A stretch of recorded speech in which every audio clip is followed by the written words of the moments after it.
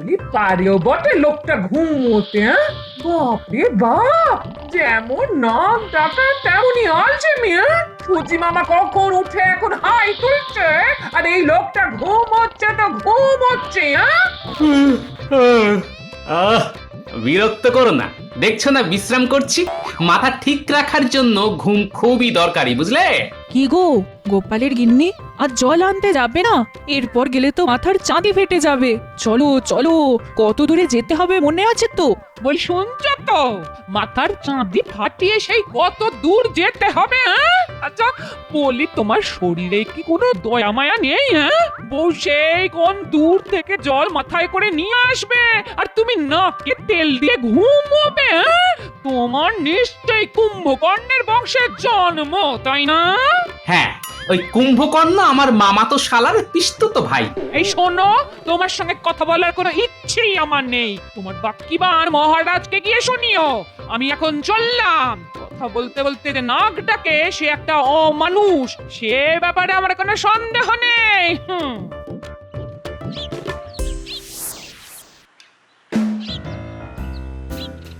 কি গো গোপালের গিন্নি, আজ এত দেরি হলো? আর বলো না গো, ঘরে কুম্ভকর্ণকে রেখে কি আর বার হওয়া যায়, হ্যাঁ? সে কি নাক ডাকারে বাবা, সিংহ শুনলে ভয় পেয়ে যাবে। হ্যাঁ, সকালের দিকে তো কাক পক্ষী ভুল করেও আমাদের বাড়ির আশপাশ এড়িয়ে যায়। হ্যাঁ, কি ঘুম কি ঘুম। গো, জল আনতে যাচ্ছ? আমিও যাচ্ছি। চলো চলো চলো, একসঙ্গে যাই। আজ বড্ড দেরি হয়ে গেল। আসলে বাপের বাড়ি থেকে অনেক লোক এসেছে, তাদের সকালের খাওয়া খাইয়া এখন সময় পেলাম জল আনার। চলো চলো চলো, আজ খুব দেরি হয়ে গেল গো। হ্যাঁ রে, তোর খোপায় ওটা কি রে? কে দিল রে? নিশ্চয়ই হারান। তোকে লাগছেও খুব সুন্দর দেখতে। অত সুন্দর চুলে মানাবে না। ও গোপালের গিন্নি, এবার তোমার কর্তাকে বলো একটার উপর কাঁটা দিতে, মানাবে খুব। আমার কথা তো বিয়ের পর থেকে আমার দিকে ফিরেও তাকান, আর তিনি দেবেন রূপর কাঁটা, হ্যাঁ? কি বলবো আর তোমাদের, ওরকম হাড় কেটে লোক আমি জীবনে দুটো দেখিনি বাবা। হ্যাঁ,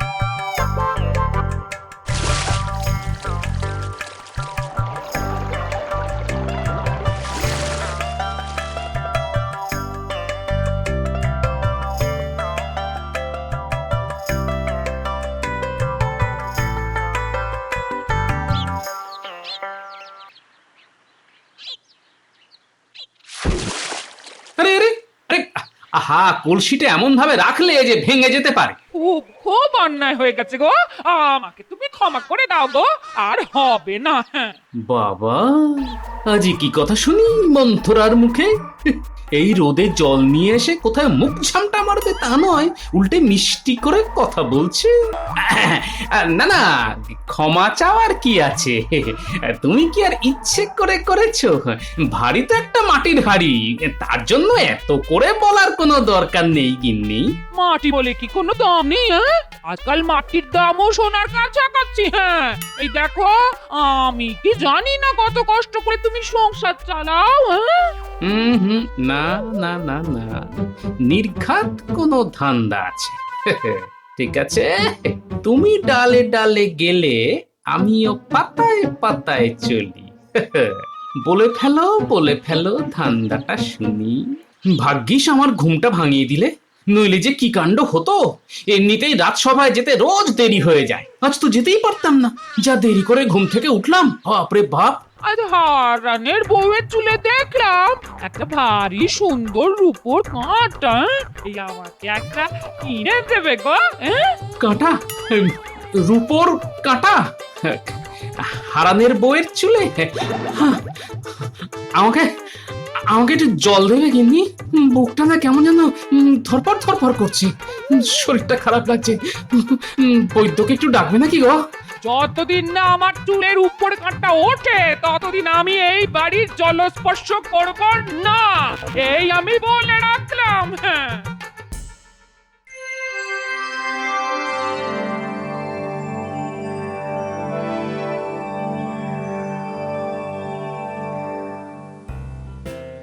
আজ গোপালকে এত শুকনো শুকনো লাগছে কেন? বাড়িতে কি কোনো অশান্তি হয়েছে? মহারাজ, গোপালের খাবার যা চাহিদা তা মেটাতে গেলে প্রত্যেক সংসারেই অশান্তি লাগবে। মহারাজ, আমি স্বীকার করছি আমার পেটটা একটু বড়। তার জন্য কি আমি দায়ী মহারাজ? ভুল বললে গোপাল, তোমার একটা পেট নয়, কম করে 10টা পেট ওই জ্বালাটার মধ্যে ঢুকে আছে। না না না, তুমি এভাবে কাউকে অপমান করতে পারো না মন্ত্রী। গোপাল খেতে পায়, তার জন্য দায়ী নিশ্চয়ই ও নয়। মহারাজ, মন্ত্রী মশাই জানেন না যে আমাকে কত কষ্ট করে খান 12টা পেট চালাতে হয়। তুমি কি লঙ্গরখানা খুলেছো নাকি? না, ঠিক তা নয় মহারাজ। আমার নিজের 10টা পেট, আমার গিন্নির একটা পেট, আর ওই নাতি নাতনি নিয়ে মোট 12 থেকে 14টা পেটের ভাতের জোগাড় করতে হয় মহারাজ। কি করে করি তা কেউ কল্পনাতেও আনতে পারবে না মহারাজ। তুমি কটা পেট চালাও তা জেনে মহারাজের কি লাভ? হ্যাঁ, তুমি কি মহারাজের কাছে তোমার মাসোহারা বাড়াতে আর্জি জানাচ্ছ নাকি? করতেই হবে না। অন্তত মহারাজকে আমি অনুরোধ করব তিনি যেন তোমার ওই আর্জি মেনে না নেন। আপনি যে মুখ দেখেই মনের কথা বুঝতে শিখেছেন তা জেনে খুবই পুলকিত হলাম। মহারাজের যদি মন্ত্রীকে এখন থেকে বাইরে একটা বসার জায়গা করে দেন, তাহলে ওই মানুষের ভাগ্য গণনা করে ওনার একটু বাড়তি রোজগার হয় মহারাজ। আর অন্য পথে রোজগারের কথা ভাবতে হবে না। মহারাজকে আমি কিছুতেই গোপালের ফাঁদে পড়তে দিতে পারি না। মহারাজ গোপালকে এই সাহায্য করলে আমি কিন্তু আর রাজসভায় আসবো না। মন্ত্রিত্ব ছেড়ে দিতেও আমি রাজি আছি। না না গোপাল, দেখছো তো রাজসভায় তোমায় নিয়ে কেমন তর্ক হচ্ছে, আর আমি রাজা হয়ে এই বিতর্কের মধ্যে মোটেই থাকতে চাই না। আপনার অবস্থা আমি বুঝতে পারছি মহারাজ। আমার সমস্যাটা দেখি কি করে সমাধান করি। তবে আপনাকে এর মধ্যে আমি আর জড়াবো না, এই কথা দিলাম আপনাকে মহারাজ। দেখো গোপাল, তোমাকে আমি খুব ভালোবাসি, তাই খালি হাতে তোমায় ফিরিয়ে দেব না, কিন্তু সেটা ধারও নয়, দানও নয়। বুদ্ধি করে যদি আমার কাছ থেকে মোহর জোগাড় করতে পারো তো আমি বুঝবো তোমার এলেম আছে। মোহর তখন আমি তোমাকে দেব স্বেচ্ছায়, হাসতে হাসতে। সবই আমার কপাল, শেষ পর্যন্ত মহারাজকে ঠকিয়ে উপার্জন করতে হবে আমার।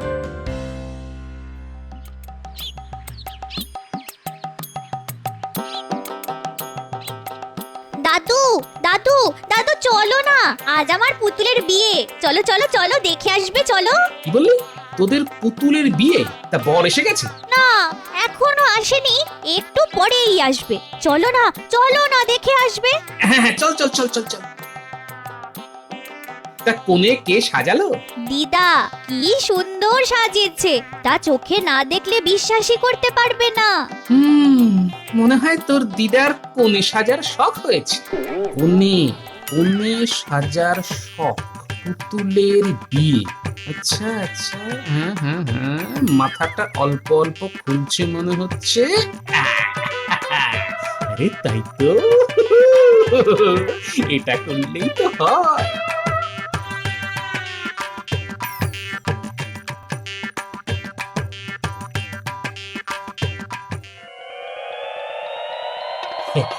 বাহ, কি সুন্দর তোর দিদা কোণে সাজিয়েছে রে, খুব সুন্দর, একেবারে যেন দিদাই। আর বর কোথায় গেল? বর বর বললাম না, বর এখনো আসেনি, এক্ষুনি এসে যাবে। দাঁড়িয়ে দেখে যাও না, তবে বরকে না একদম তোমার মতো দেখতে। হ্যাঁ, বলিস কি রে? বরকে দেখতে আমার মতো? কে বর সাজিয়েছে বলতো? দিদা শিখিয়ে দিয়েছে, আমরা তৈরি করেছি। তা তোর দিদার বোধহয় আবার আমাকে বিয়ে করার শখ হয়েছে।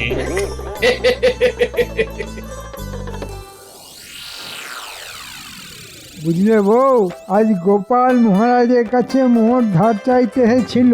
আমি মহারাজকে বলে তা বাতিল করিয়ে দিয়েছি। বেশ করেছো, একটা হার কেপন লোক, তারা তো খরচ কিসের? বউকে তো একটা ভালো শাড়িও কিনে দেয় না, গয়নাগাটির কথা তো বাদই দিলাম। তাহলে এত মোহর ওর লাগে কি করে?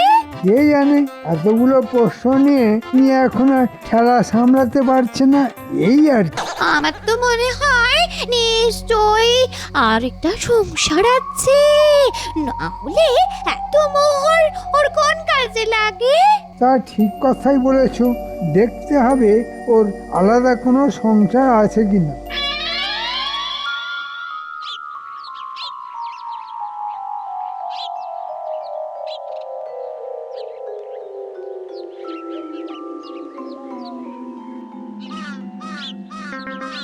কি ব্যাপার গোপাল, তোমাকে এত অস্থির লাগছে কেন? হবে না, বুদ্ধি লড়াই লড়তে গেছে আপনার সঙ্গে, আমি থাকতে পেরে উঠবেন না, তাই এত অস্থির হয়ে আছে। হ্যাঁ, তাই নাকি গোপাল? তা তোমার এত বুদ্ধি, আমার সঙ্গে না হয় নাই বা পারলে, তাতে কি যায় আসে? আগে আপনার সঙ্গে বুদ্ধিতে আমি কখনোই পারবো না, বিশেষ করে মন্ত্রী মশাই যতক্ষণ আপনার পাশে আছেন সেটা আমি জানি। কিন্তু আমি একটা অন্য ব্যাপারে খুব ব্যস্ততার মধ্যে আছি মহারাজ। মহারাজ, দেখুন গিয়ে গোপালের অন্য কোনো সংসার আছে কিনা। এ কি বলছো তুমি মন্ত্রী? গোপালের আরেকটা সংসার আছে? না না না না, এ হতেই পারে না। মহারাজ, আমার মনে হচ্ছে মন্ত্রী মশাইয়ের বুদ্ধির উন্নতি হয়েছে। কিভাবে এটা হলো তা খুবই রহস্যের ব্যাপার মহারাজ। কল্পনা শক্তি যে আপনার মন্ত্রীর এত প্রবল তা আগে জানতাম না মহারাজ। তোমার ওই কুমড়ো পটাশ মাথায় যদি ঘিলু থাকতে পারে, আমার থাকবে না কেন? আমায় ফাঁকি দেওয়া অত সোজা কাজ না মহারাজ।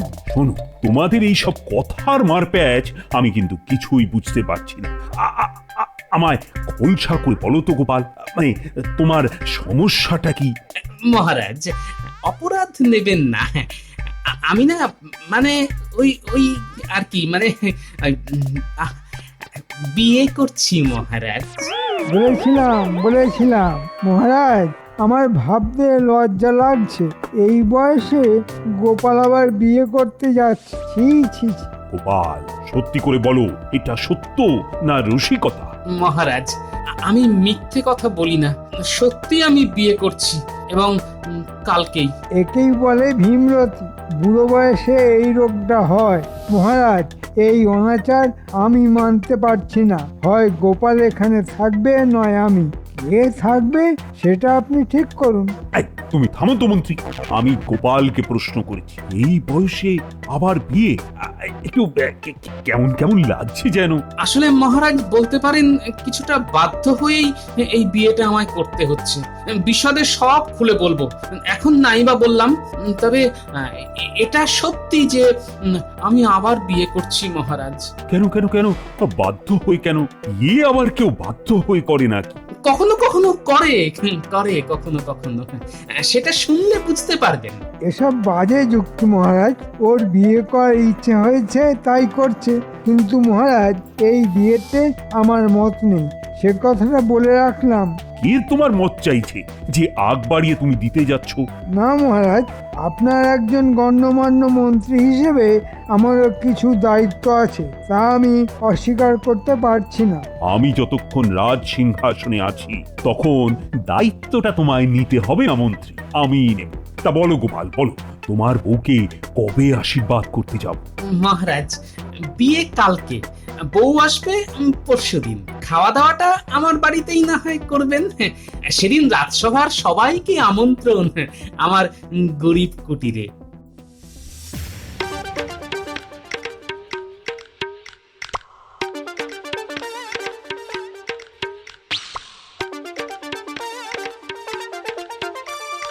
আরে গোপাল যে, শোনো শোনো শোনো, এদিকে এসো, এদিকে এসো। শোনো, মাছ কিনতে গেলে না আমার কাছ থেকেই কিনতে হবে, বুঝেছো? এখন লগনসার সময় তো মাছের যা দাম তুমি কুলোতে পারবে না, আরে আমার কাছ থেকে নিলে সস্তায় টাটকা মাছ পাবে। হ্যাঁ, বুঝছো না? তো কত কত মাছ লাগবে তোমার? কত? অনেক অনেক, তোমার কাছে যত মাছ আছে তা তো নেবই, দরকার পড়লে অন্য দোকান থেকেও নেব। আমার চাইতে ভালো মাছ এখানে কেউ দিতে পারবে না, বুঝছো কিনা? আর সস্তাতে তো নয়। দাও দাও দাও, যত পারো মাছ দাও, ভালো দেখে দেবে কিন্তু, নইলে বুঝতেই পারছো কি হবে। তার পাচ্ছি না, মহারাজকে বলে দেবে, এই তো। তা গোপাল, এত যে মাছ দিচ্ছ দাম দিতে পারবে তো? আমি আমি দাম দেবো কেন? দাম তো দেবে মহারাজ। মহারাজের কথাতেই তো মাছ নিতে আসা। ও তাই বলো। আচ্ছা তাহলে নাও নাও নাও, কত মাছ নেবে নাও। দাঁড়াও দাঁড়াও দাঁড়াও দাঁড়াও দাঁড়াও, আমি আমি আমি আমি আমি বেছে বেছে ভালো মাছ দিচ্ছি। মহারাজ বলে কথা, বুঝেছো কিনা?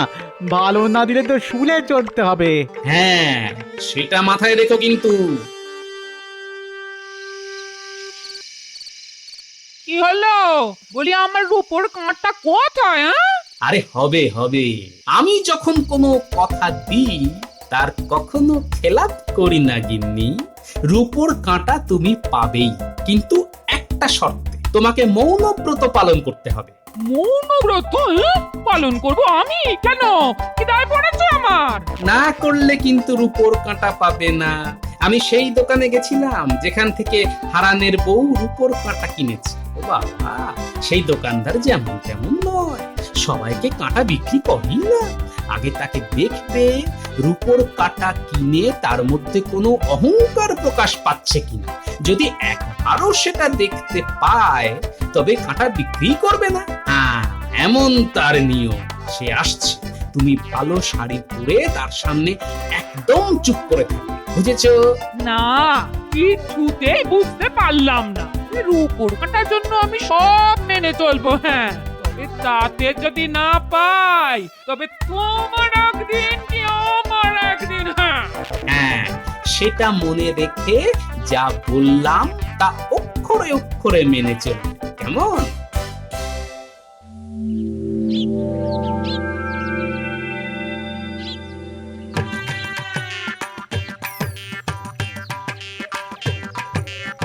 এই সন্তরা, আজ দিদা মৌনব্রত পালন করবে। তোরা একটা কাজ কর, দুটো কলা গাছ আর ঘট এনে বাড়ির সামনে লাগিয়ে রাখ। ওটা দিলে দিদার পুণ্যি হবে। এই গুলটে ন্যাপলা, যা তাড়াতাড়ি দুটো কলা গাছ এনে ঘট সাজিয়ে বাড়ির বাইরে রেখে দে তো।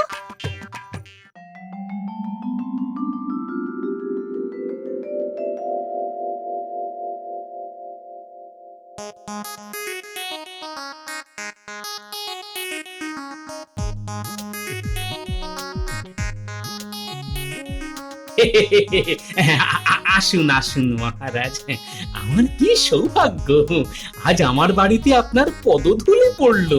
ঠিক আছে ঠিক আছে, আমার সঙ্গে এতটা বিনয় না করলেও চলবে। তা দেখি দেখি তোমার বউয়ের মুখটা আশীর্বাদ করতে হবে তো। এদিকে আসুন মহারাজ, এদিকে আসুন। আরে লজ্জার কি আছে? তুমি গোপালের বিয়ে করাবো। এই নাও 100 সোনার মোহর, আমার তরফ থেকে এই উপহার দিয়ে তোমায় আশীর্বাদ করলাম। কি হচ্ছে কিছুই তো বুঝতে পারছি না। হ্যাঁ, যাক বাবা, সোনার মোহর দিয়ে একটা রূপোর কাঁটা হবে না? নিশ্চয়ই হবে, নিশ্চয়ই হবে। গোপাল, তোমার বউকে বলো ঘোমটা সরাতে। এই মুখটা তো দেখি একবার। এবার মুখটা দেখাও বউ, স্বয়ং মহারাজ তোমার মুখ দেখতে চাইছেন। এবার ঘোমটাটা সরাও। কি গোপাল, এ তো তোমার পুরনো বউ, কিন্তু তুমি যে বললে আবার বিয়ে করেছো। মহারাজকে ডেকে নে। তুমি কি আমাদের সঙ্গে মস্করা করছো? মহারাজ, এর একটা বিহিত হওয়া দরকার। গোপাল, এটা তুমি কি করলে? আরে লজ্জায় যে আমার মাথাটা হেঁট হয়ে গেল। কেন মহারাজ, আপনার মাথা হেঁট হবে কেন? আমি তো আপনাকে বলেছিলাম আমি বিয়ে করছি। একবারও তো ভুলিনি পাত্রীটিকে। আপনিই বলেছিলেন বুদ্ধিতে আপনাকে পরাজিত করতে পারলে আমার প্রয়োজনের তুলনায় বেশি মোহর পাবো। আপনি মহান, নিজেই স্বীকার করুন। আমি কি কোনো তঞ্চকতার আশ্রয় নিয়েছি মহারাজ? তোমার সঙ্গে বাজিতে পরাজিত হতে আমার কোনো লজ্জাই নেই, বরঞ্চ এটা ভেবে আনন্দিত হচ্ছি একজন প্রকৃত বুদ্ধিমানের কাছেই আমি হার স্বীকার করেছি। না না না না, তোমার তুলনা একমাত্র তুমি গোপাল। আরে তাড়াতাড়ি বলো, তোমার মাছের দাম কত পড়েছে? নাও নাও, এই 5 মোহর। এটা কিন্তু একটু বেশি দিলাম। দামের কথা পরে হবে, আগে বলো তো মহারাজ মাছ খেয়ে কি বললেন? মহারাজ বললেন, তো মাছ নয়, মনে হচ্ছে রসগোল্লা খাচ্ছি। একেবারে খাঁটির উপর কাঁটা দেখাও তো ভাই। গিন্নির জন্য নেবে তো, তাহলে এটা নিয়ে যাও, একদম খাঁটির উপর, কিচ্ছু মেশানো নেই। দাম কিন্তু একটু বেশিই পড়বে। আরে দামের কথা তুমি বলবে কেন? বলবো তো আমি, সোনা দিয়ে রূপো কিনছি, তাতে বলছো দাম একটু বেশি পড়বে? এই নাও সোনার মোহর, এবার কাঁটাটা হাতে দাও, গিন্নির চুলে পরিয়ে দিয়ে আসি।